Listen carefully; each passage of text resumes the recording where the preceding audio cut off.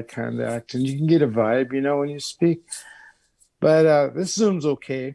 I must be honest, I thought Zoom was a song by the Commodores before all this happened. I was like, hey, but I'm just trying to peel through my phone real quick so I can at least see who I'm talking to. Is it Megas hey, how you doing? And Hi, hi. Tessa, hi, yeah, say hi, there you go. And Edgar, I see you, Madeline. All right, outstanding. And Noah. Oliver, I can't see you, but I can see you're listening. Um, but anyways, I want to say thank you very much for allowing me to tell a story today. And it's my life has been rather spiritual when it's all done and said with. I was born in 1960, December 11th. My mother was, her name was Betty Packard Franklin. She was a full-blooded Dakota from the Yankton Sioux tribe. And I never met my mother. I never met my father. Like I said, I was born in Omaha, Nebraska. And at 3 days of age, I was placed in a foster home. So you got to remember back in the 60s, racism and bigotry didn't only exist in white and black. Because if you were in a full blood in the 60s, it was not a good thing to even be black and Indian amongst my own people. And people think that black people or Indian people or any other people are not prejudiced or racist. They're wrong. Racism cuts across all lines. And but back then, my mom placed me in a foster home. Like I said, I never met my mother. I was raised in Chancellor, South Dakota, which is 20 miles south of Sioux Falls. It's in between T and Parker. Town of 200 people. I was raised by a single German woman. Her name was Elizabeth Alfers. So I was raised a German. Sprechen Sie Deutsch. And it's kind of ironic because I learned the German language before I learned Dakota, or my own language. And I was raised in the church. I did Sunday school every Sunday, never missed it. Sunday school during the summer, you go to, or not school, but camp or whatever it is. And Jesus Christ still is and was back then my hero. But we had a falling out. Basically, what happened was my foster mother, who's buried in Parker, South Dakota, Elizabeth is, when she passed away, I was in 5th grade. I was 10. We buried her on a Saturday. And that following Monday, there was 6 other Indian kids from the Yankton Sioux tribe living with me in this foster home. Kenny Pierce, Rita, Bev, and Terry, and myself. Anyways, I'm sitting in, and back then they used to have social service workers come in and check up on you, take you for a ride, drive you to McDonald's or something in Sioux Falls back in the day, and that was a big treat. So this day, like I said, we just buried my mom on a Saturday, and the following Monday, I'm sitting in class, and I only had I don't know, 7 classmates or something like that. I'll never forget it because Kathy Kuchu, who was in charge of Catholic Social Services at that time, said, Lyndon, we got to go for a ride. And I'm thinking, okay, we're just going to go for a ride and talk about, how are things going in the home and yada, yada. Well, this was different because she had my dog Witsy with me. I had a little Chihuahua. And I was like, why is Witsy coming for this ride? And we went to Sioux Falls, and I'm thinking, we're going to go to McDonald's, get something to eat, and then talk to her and then come back. That didn't happen. Next thing you know, we're at Joe Foss Airfield. And I was like, what are we doing here? Well, I hate to tell you, but we're going to fly you to Washington, D.C. today, and you're going to meet your other family. I was like, my other family? And I went screaming and kicking and get on the plane. And I remember I'm only 10 years old. And they ripped me out of Chancellor, stuck me on a plane. And it was the hardest thing I ever did in my life. Still affects me today. Excuse me. Said I wasn't going to do this. But it's hard. So I'm on the plane. I'm flying to D.C. to meet my family. And I'm looking out the window. And we're up there. And I'm worried about my dog. And I'm worried about my friends and my family. And why am I in this tube flying across the country? And this voice came to me. And it said, my name was Lyndon back then. Lyndon Ray Alfers. And it said, this voice said, Lyndon, I know what I'm putting you through is really hard. And I said, I think I'm talking to Jesus, right? And I said, hey, get away from me. I want to talk to you. I hate you. And I said, I know what I'm putting you through is really hard, but I need you to do some things for me. And as you find out, the older you get, the easier your life will become. But I got to put you through some real hard stuff. And I just said, I want to talk to you, get away from me. And I got to D.C. and I've never seen a black person before in my life. Next thing you know, I'm in D.C. and I didn't see any white people. Yeah, I remember I went from a town of 200 people, all white, to Washington, D.C. in 4 hours. And you talk about culture shock. I was scared to death. And I remember I met the Harts that adopted me later on in life. We were going down Pennsylvania Avenue, and I started counting black people.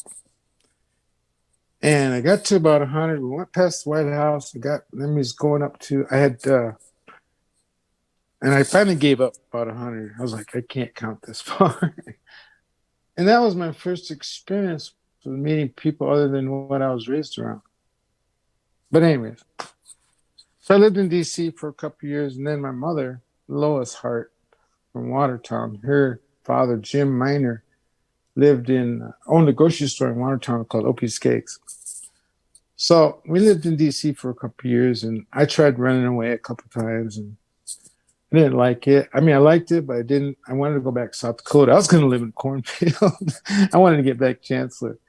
But anyways, so next thing you know, I get back to Watertown, and I'm in 7th grade now. And I learned how to fight on the streets of D.C., boxing all the time, fighting all the time with kids, That's just what we did. Played basketball and slap boxed, So I became pretty handy with my hands. So I get back to Watertown, South Dakota. And this is the first time I've ever been called a nigger in my life. And once again, we're in junior high school, and I was fighting every day. Nigger this, nigger that. And I would fight at a drop of a hat. You call me nigger, just nigger, bomb, you're going to get hit. And that's the way I was. That's the way I grew up. Until I was in the principal's office all the time. I was in Dan Albertson's office and Mr. Robles' office for fighting. And because it all started when I came back to Watertown, and we was out running, me and Ken and Pierce, and the cops pulled us over. And we got hauled into the police department. We're only, 11, 12? And we were running out in the country. Cops arrest us. They didn't arrest us, but they just put us in. Who are you and who do you belong to? Why are you here? We're running. And so my grandpa, that owned Skaggs, was really upset. And he came down and he pretty much read the riot act to the Watertown Police Department. Said, don't you ever do that again. And after that, Cops never bothered me. So this, you know, what goes on today where you're driving while black or Indian or things like that, or pulled over by the police and killed. This is not the first time these things have been going on. But I've never experienced this type of action before. So to me, I was like, what for running? So anyways, I didn't like Watertown at first. I was like, I don't like this. But there was a change in my life. In seventh grade, they had what's called Crazy Days. And they had a goldfish swallowing contest. And it was sponsored by Ben Franklin Stores. And they're asking people. This day I was delivering groceries from Opisque to other people, and I drove past. There was like 4,000 people downtown watching people swallow goldfish. And Rick drove KWAT, says, Lyndon, get up here and try to swallow goldfish. I said, nah, it's all right, I'll pass. But they all my classmates talked me into it, so I did. And 2.5 hours, I was still standing up there on stage swallowing goldfish. Little did I know, I just set the Guinness Book of World Records. I swallowed 501 goldfish, 2.5 hours, in front of 4,000 people in Watertown as a seventh grader. And they had this little fishbowl down at the bottom, and people put money in there in this fishbowl. And I remember I had won like $1,500 from all the businesses in Watertown, and I probably had like $4,000 or $5,000 cash. I was the richest seventh grader in Watertown. It was kind of funny because I remember going to Sokol's Bakery the next day and buying donuts for all of junior high school. And after that, people were like, Lyndon, that's pretty cool. You're a rock star. You're in the Guinness Book of World Records. But being raised a flick of pepper in a salt shaker is kind of how I like to compare it. As this double-edged sword. Unfortunately, back them days, I wasn't able to date girls because of the color of my skin. We had to sneak around. And that was different. But to me, it was normal. It was like, we kissed in this alleyway over here. We'd go over there and do this. But yeah, so then I graduated in Watertown in 1979. Then I joined the United States Marine Corps. And I did 4 years in the Marine Corps. I was mostly stationed in Yuma, Arizona at Marine Corps Air Station in Yuma, Arizona. Hottest place in America as far as I'm concerned. And then that was one thing I really admired about the Marine Corps because we were all green. There was no, there was separation, the Mexicans hanging the Mexicans, the blacks with the blacks, and, that typical stuff. But when we were actually on duty, we were on duty. We didn't play that stuff. And then that's why I like the military so much, because we didn't have separation of, we were a team, So I did 4 years in the Marine Corps. I used to ride bulls for the Marine Corps. I was a bull rider. And I got hurt really bad. And 4 years were up. And I decided to go professional as a bull rider. So I came back to South Dakota, back to Watertown. And my very first rodeo was in Oneida, South Dakota. So I go to Oneida. And I get on a bull called J3 Spectacular's Velvet. He was the bucking bull of the year that year. And, of course, nobody knew me. But when I came to the rodeo, because they've never seen a black guy in a cowboy hat riding bulls, and but they always perceive me as black. They don't see the other side of me as my mother's a full-blooded Yankton Sioux, So I call myself a black Indian, a bull Indian, just to have some fun. I'm kind of a jokester, actually, because humor has always saved me from conflict because of the color of my skin. So like Dr. Martin Luther King says, judge me on the content of my character, not on the color of my skin. So you're talking to quite the character right here. And I'm thankful to be a character. I love people. I just can't get enough of people. But anyway, so I rodeoed and rode bulls, and then I got hurt really bad in Valley City, North Dakota. Broke my leg. I was in the hospital for a while, and then I said, I'm done with this. I'm not going to do this anymore. Um, Little do I know, I was 7 months later. I'm all healed up. I go to Rapid City, and they had just started a place called Indian West. It was up on the hill up by the water slide, if you've ever been out there. And the bullfighter, the rodeo clown, never showed up to protect the bull riders. And so my friends, C.L. Johnson from Eagle Butte and Alan Olson from White River, who was a bullfighter, and I just, all my friends rodeoed. Blair Hamilton, who's my best friend that passed on. That's a whole nother story. But this bull was named Speck, number 53 of the Harlan Gunville All Indian Rodeo stock contractor from Eagle Butte. Anyways, he brought this bull called Speck, and C.L. drew it. Chauncey Lamont Johnson was his name, one of my best friends. So he says, Lynn, man, just jump out there, and I don't care what you do, just get his attention. So the bull comes out there and bucks, and Chauncey gets thrown down, and I went, hey, Speck, like that.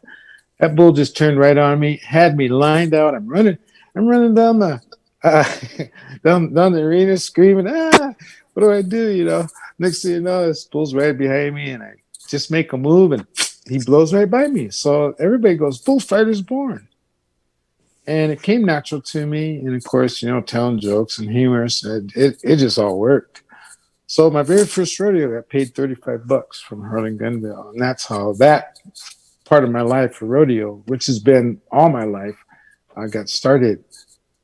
So I traveled, did the SDRA rodeos, South Dakota, did Indian rodeos. I started getting a name for myself. I've done the Black Hill Stock Show. I've done all sorts of rodeos. So my name started getting out there as a real good rodeo clown and a bullfighter. So next thing you know, this organization by the name of the All Black Rodeo, Bill Pickett Invitational Rodeo. We just had our 35th anniversary. You can Google it. And it's an all black touring rodeo like the Harlem Globetrotters. You know, just black cowboys, bareback riders, you know, regular rodeo, but just black people. Because a lot of people don't know that the West you had cowboys, okay? The word boy was derogatory. Hey, boy, there's a cow over here. Hey, boy, there's a cow over there. Whites were called wranglers and drovers. Hollywood kind of screwed this all up because you think about back in the slavery days, were you going to break the horse or me as a slave was going to break the horse? So black people have been horse people and trainers ever since this country started. And then we moved west like everybody else. We started working on ranches and had our own ranches. And that's a part of history that America doesn't realize. So, which I didn't know either, because being raised in South Dakota, I was never taught any black history. Later on, I found out the truth. And that's what got me to, so I decided to go and apply. I was invited for a job interview with the All Black Rodeo. I go to Denver, Colorado, excuse me, and I meet Lou Vassan, who's the owner of the All Black Rodeo, interviews me. Later on, he adopts me, and he becomes my black father. We go to a place called the Black Western Heritage Museum in Denver. See, normally today I would be in Denver at the Denver Western Stock Show. We have the Martin Luther King Rodeo every year, but due to COVID, that's been canceled. And somebody's trying to call. Oh, we're still there. Okay. Due to COVID, the Denver Western Stock Show was canceled this year. But so I like to tell a story about my very first pig ear sandwich. Lou's like, boy, you don't know nothing about being black. I got to teach you your blackness.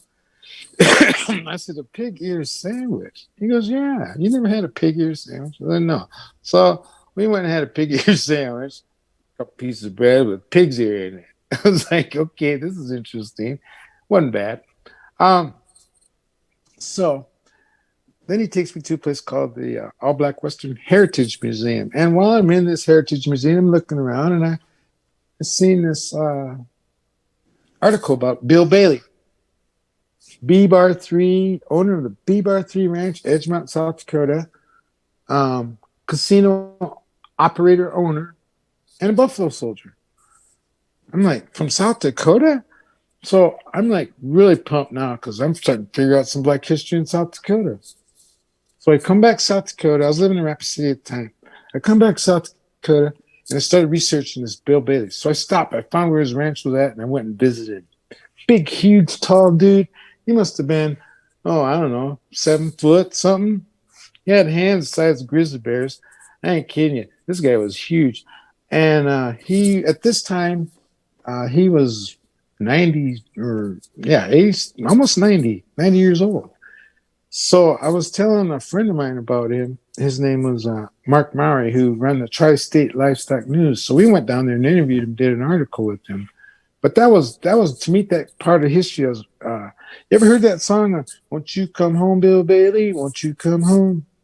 See, he was related to Pearl Bailey, and the guy lived in South Dakota.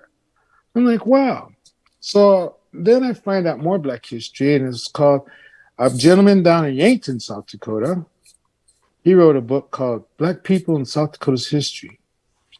They talk about the colored colony in Oneida, South Dakota, and they talk about the Buffalo Soldiers, and they talk about Stagecoach Merrifield, traveled with Custer. They talk about Cleve Abbott, who led her 13 times out of Watertown in 1903. Later on, went to school in Tuskegee, Alabama, and then he was the head coach for the Olympics. And I'm like, he graduated from my school 13 times out of high school, led it 13 times out of high school. I was like, come on, man. All this information I'm finding out is just blowing my mind. So to lead up to all this, now I'm feeling like I'm mad because South Dakota never taught me this stuff. You know, all I would learn about was Columbus and all this white history. And see, that's what history is. I found out later what real history is. His story. History is his story, not mine. Not yours. It's his story. A lot of it's Santa Claus. I mean, people believe in Santa Claus at 30-some years of age, as far as I'm concerned. They don't know the real deal. And you got to know who you are in order to be the best you can be. You got to have pride in yourself. You know, I'm Black and Indian. Half of me was brought in on a slave ship. The other half was already here. I'm a bad dude. I got heritage in me. I am America. And fortunately enough, I have children. I have 4 kids, 2 girls and twin boys. My children are half German, quarter Sioux, quarter Black. There goes the neighborhood. It's gone. And all my life, I was raised that this is the melting pot. America's the melting pot. Well, guess what, America? I melted your pot. So that's why it's really important for me to go to schools, talk to kids, because I have one grandson, Brody, up in Millbank, and Shannon live up there. And there's Shannon, Dakota, Jaden, and Justice. The reason why I named my very firstborn son Justice, that way I always have a little justice in my life. I will always have a little justice in my life. And it's really an honor. I don't even know. This is a dream come true to be able to sit here and talk to you folks today. I've been quiet. This is the first time I spoke yesterday, and I'm speaking today. This is the first time I spoke publicly in 7 years. The last time I spoke was at the capital of North Dakota for North Dakota's first Indigenous Day. I was the guest speaker up there, up at the Capitol, and I haven't spoken since. Nor have I been invited to speak. So I thank you guys for allowing me to come.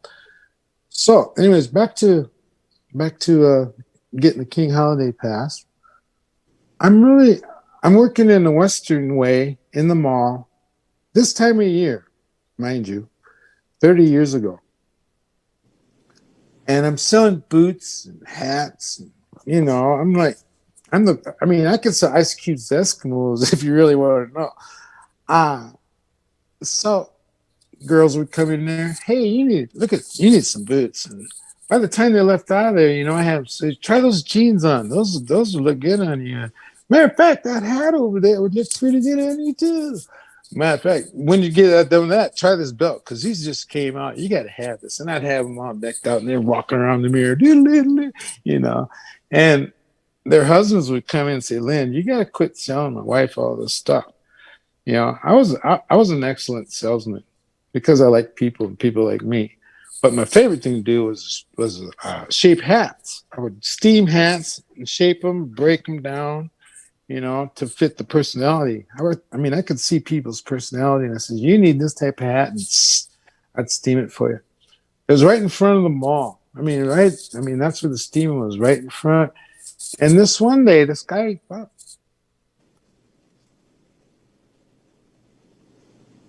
say tomorrow, too bad you got to work. And that really, when he said that, I just stopped. I put the hat down and I just watched him walk by. And my boss was standing behind me. He says, "Lynn, don't even think about it. We need you. You're our best salesman. We're Rapid City stock show's coming out, man. Come on, man. We need you. You got to work that day." And I said, "No, I don't." Because I thought about all the contributions that Americans have made, Black, Indian, whatever, that never get credit where credit's due. And everybody thinks the Martin Luther King holiday is a Black holiday. It's not a Black holiday. It's a people's holiday. We're people of the United States of America. We're great people. We're kind people. So let's get that straight, first of all, about the Martin Luther King holiday. It's a people's holiday. Don't you ever forget it. Because what's going on in today's society, you can't tell me we don't have a problem. We got a serious problem in America. And I'm going to leave that there because tomorrow, a new sheriff coming to town, and it's going to be okay. So anyways, I'm sitting there and I leave, and I had a 67 Chevy pickup, old beater. And so I walk out of the Wesleyan way and lost my job. I don't even think I picked up my last check. So maybe if I can find that store, I'll go back to it and ask if they could pay me. But anyways, I quit. I lived at the Wolf Ranch, up there in Piedmont, South Dakota, in between Rapid City and Sturgis, a little north of Rapid. But anyways, next thing you know, I'm sitting home and, oh, great, lost my job. Dr. King's birthday's coming up. Nobody to celebrate with. What was I thinking? I know what I was thinking. It was a principle. Well, at least in my heart, I know I'm trying. And this is how it gets started today, is with me quitting my job and saying, I'm not going to do this anymore. So I think, what do I do? So I called my state senator in Rapid City. And at that time, his name was Senator Rex Haig, who was an attorney in Rapid City. They owned Haig and Haig attorneys in Rapid City. Really nice family. And I called Rex and I said, "Hey, Rex, I told him kind of what I told you guys, how emotional I felt about not learning about Black history in South Dakota and why South Dakota doesn't recognize Dr. Martin Luther King when we have Mount Rushmore in our backyard, where we have Thomas Jefferson basically states right there that all men are created equal. And yet we're one of the last 4 states in the Union that do not recognize Dr. Martin Luther King as a federal holiday. Is it because of racism? Is it because of bigotry? Well, yeah, exactly. That's what it is. We don't like our Indians in here. We're better than you. Remember? We're white people. You're Indians. Stay down. And that's what upset me the most. Is that I don't stay down for anybody. I just don't. Um, so why is South Dakota being hypocrites, making millions and millions of dollars off of four faces in Mount Rushmore every year, and yet they will not recognize Dr. Martin Luther King? It didn't make sense to me. So I told Rex this, and then Rex goes, Lynn, could you? I think we're going to talk about it tomorrow, but I'm not sure. But I'll see if I can get you on the docket.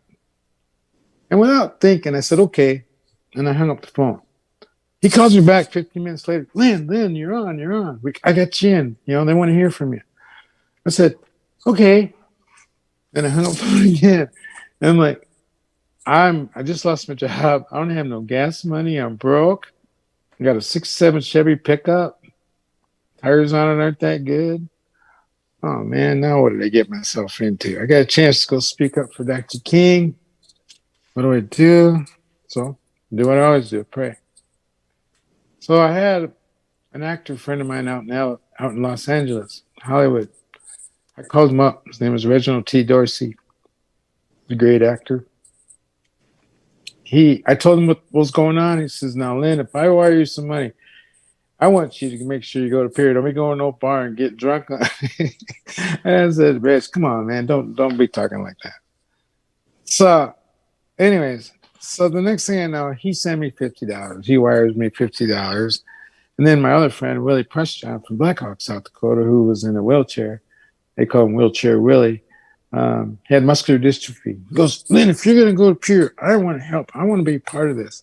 So he gave me $25. So now I got $75 for gas to get there, to go to Pier and get back. Well, my girlfriend at the time, she worked for Carl Jones, or Margie Jones and Carl Johnson veterinarian clinic, horse clinic there in Sturgis. So I decided, well, I'll stay in Sturgis, then I'll get up and drive. It's normally about 2 hours and 45-minute drive to Pier on 34 to Sturgis to Pier. Well, this night was a blizzard. And I'm like, oh, great, man, I can't. I got gas. I'm ready to go. And I said, I'm still going. I don't care. It was a ground blizzard. It was about 30 below zero. It was a clear sky, though, but it was just the ground blizzard. So I took off. I left Sturgis about 5:30 in the morning because I had to be there by 10. And the fastest I could go was like 30, 35 miles an hour. So I'm getting there. I go up, taking off from Sturgis. I get to about Howells, and I'm coming down. And right there's a Cheyenne River crossing, right straight down from the Cheyenne River, from Red Scaffold straight down. There's a bridge, and a big hill goes down, and it goes back up. Well, I get to that point, and the wind, a gust of wind, blew, and into the ditch I went.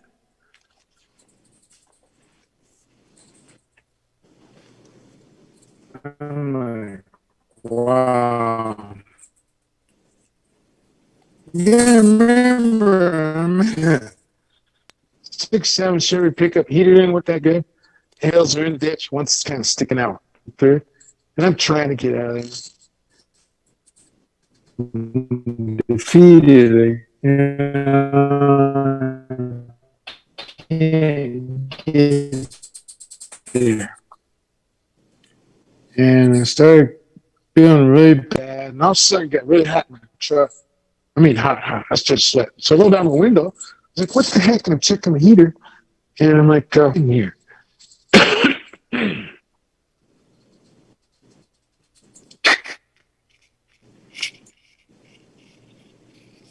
The truck's coming out of the ditch.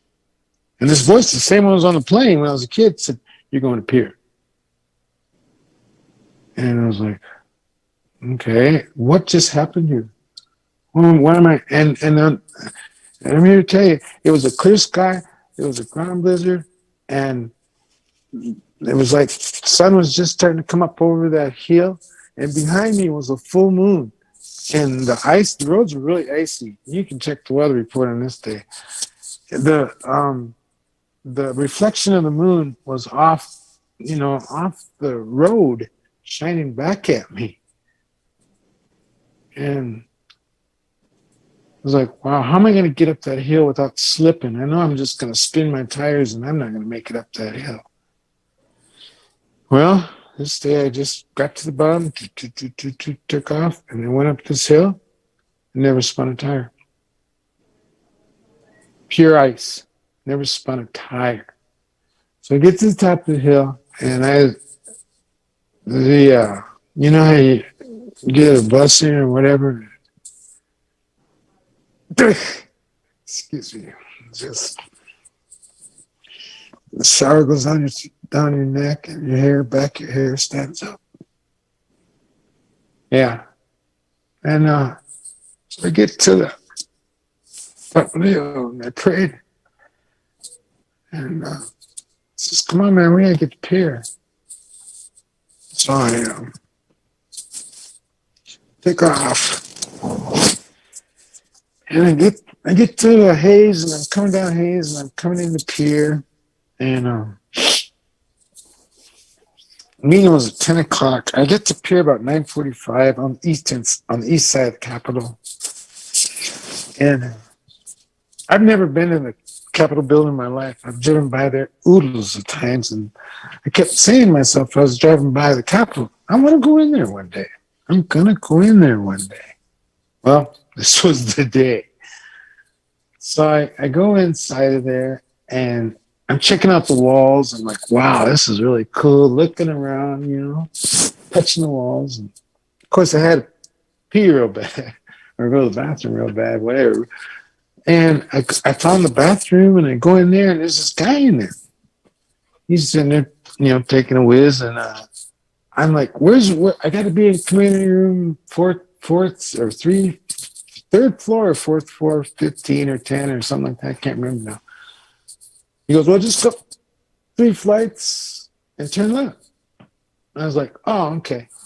So I thought it was really cool in that bathroom because they got these little toggle switches you pull and it flushes your urinal. I never seen one before. So I was like, kept playing around with it. And I must have flushed like 4 or 5 times. I was like, that's really cool, Anyway, so I said, man, I gotta get going. So I walked up the stairs and turned left, like the guy said. So I go into this room, and I get in this room. Next thing you know, there's all these senators and representatives or whatever they were sitting there, and they had a sign-in sheet. So I signed in, and I'm thinking there'd be other people there, at least from Peer or something, to testify on behalf of Dr. Martin Luther King. I was the only one. I was the only one there. And you can do the research. I'm sure all this stuff is archived. And I walked in, there's cameras set up there. It was South Dakota Public TV was there with Todd Epp, State House. They videotaped my testimony. So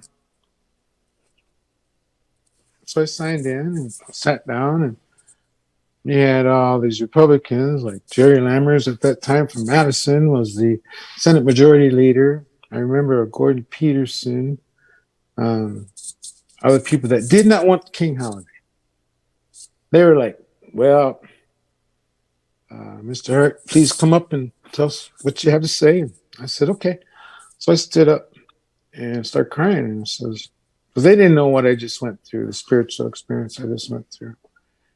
And I said, I don't know what got me here, why I'm here, but I'm here. I'm here to speak on behalf of Dr. Martin Luther King. And I feel in my heart that the Black people and the Indians in South Dakota are not getting represented. And I'm here to speak up for them. It's okay. Well, go ahead and speak. So they were more worried about, he's like, well, we've been through this before. Jerry Lamb was going like looking at his watch. Oh, we've been through this before, and we gotta go to lunch, right? Shortly. Huh, guys? Yeah. And I'm like, no, I'm gonna tell you what's going on here. And I explained South Dakota. I brought that book with me, Black People in South Dakota's History. So if you get a chance to read it, which I think everybody should, it's a fascinating book. And I told them about the black people. I told them about the Chinese people during the gold rush. I told them about, I educated, and they didn't want to be educated. They didn't want to hear it. And so I ended up speaking for about 45 minutes. I only planned on going in there and saying, hey, I'm here for Dr. King, yada, yada, and leave. Well, that didn't work that way. But so they said, well, Lynn, because you're black and Indian, are you proposing that we have a separate holiday to honor the other half of you? Um, Crazy Horse, Sitting Bull. I said, hey, I'm up for having Lutefisk Day to honor the Norwegians. And when I said that, people just started laughing and it lightened the whole conversation. And then we were able to move on and get serious. And then one guy, Gordon Peterson, says, well, I'm not Norwegian, so I don't even like Lutefisk. So, they ain't going to do nothing for me. And I just don't think no, I just don't think we can have a king holiday. And as I look back at this video, I see how racist South Dakota really is. And, but so then that's what I said. I said, yes, we need to recognize Crazy Horse, Sitting Bull, the Lakota, Dakota, Nakota people of South Dakota, because it's our land first. All South Dakota belongs to us. It was stolen. And so they voted on it that afternoon or that morning, and they voted it down. And I felt really bad because obviously my trip was for nothing. So I turned around and I told him, I said, I'll be back next year for Dr. King, the year after that for Dr. King, the year after that for Dr. King. You have not heard the last of Lynn Hart. And I'm looking at all of them. And somewhere, somehow, if somebody can find my testimony, I don't know if Pierre has it, Vermillion has it, somebody has it. And I want you to see my testimony and hear what I had to say. It's a part of South Dakota history that I think was destroyed because it showed the racist, bigoted attitudes of our legislators and Pierre. Anyways, that's to be continued. So I left, and there's a guy named Steve Barnett there. And as I was walking in, I said, young man, I don't know who you are, where you came from, but you just kicked South Dakota in the head. I get paid a lot of money. I'm an attorney. I get paid a lot of money to do what you just did. You don't know it yet, but you just won. And keep coming back. He patted me on the back, and I said, yeah. So then that, there again. Now I'm back to square one. I got to get back to Rapid City. And like I said, it was a blizzard, so I decided to call my friend Ed Scorns out there. And I says, meet me down at the Long Branch Bar. Let's shoot some pool and hang out. So we did. And then that day or that evening, all those legislators, one at a time, were coming through and giving me gas money. Here, Lynn, here's 20. Here's 20. Heck, I probably had like $250, $300. Plus, they got me a room at the King's Inn. I was like, what's going on here? So I go back to King's Inn. I get up the next morning. My friend Lonnie Harrow is driving down the street holding up the newspaper, Capital Journal. Going, Lynn, you did it. And I was like, did what? That night, Governor George S. Mickelson called Jerry Lammers and said, did you hear what that young man had to say? Not only am I going to give him the Martin Luther King holiday, I'm also going to give him Native American Day, and I'm going to call it Year in Reconciliation. I'm the only man in American history that's ever walked into one legislative session or Capitol building and walked out with 2 state holidays overnight. It's never been done in America ever before. But I'm here to tell you, it wasn't me. I just got in the way. We all know who it was. And right is might. So I leave, and I'm like, wow. Now I'm in every newspaper, the Argus Leader, Lynn Hart this, Lynn Hart that, and yada, yada, yada. Not really knowing what I did, but basically, yeah, That's how the King holiday and Native American Day got passed in South Dakota. And 2 years, well, it was a year later, 1993, I was living in Cheyenne, Wyoming. And my girlfriend at the time came out and said, I was mowing the grass, and she said, "Hey, Lynn, Curtis got King's on the phone for you." Scott King, do you know who that is? That's Dr. Martin Luther King's wife. I know who Curtis Scott King is. She said, she's on the phone. She'd like to talk to you. I was like, yeah, sure. And I thought it was a joke. And so I get on the phone. She goes, "Is this Lynn Hart?" I say, "Yes, ma'am." She goes, "My name's Coretta Scott King from the King Center in Atlanta, Georgia.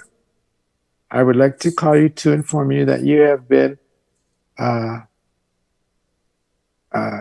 nominated unanimously to receive the National Making of the Martin Luther King Holiday Award. We're going to honor you at the Rayburn House building in Washington, D.C. Can you make it?" And of course, once again, without thinking, I hung up the phone. I said, "Yes, I'll be there," and I hung up the phone. So I contacted South Dakota and asked them if they would buy me a plane ticket to go get the award. And South Dakota said no. So Denver, Colorado said, "We will." So the city of Denver, Colorado flew me to D.C. And I'm thankful for that. After that, George Mickelson called me up, told me congratulations, yada, yada. And that's basically that in a nutshell. So does anybody have any questions? Thank you, Lynn. That was really fantastic, Lynn. We really appreciate it. We're running out of time. I don't know if any students have a question, if you want to text or chat that in. But we are technically out of time. We had about 50 minutes, and so we've got maybe about another minute to go. Well, thank you for having me. That was really great. And what I love about that, Lynn, is that it's not just your story. It's a God story too. I mean, it's really amazing how definitely. It was intersection of your life and your passion for justice and to make this message clear and known, and the providence of God. And so you've made the world a better place, and we're better. And we appreciate your sharing your story and your life with us today.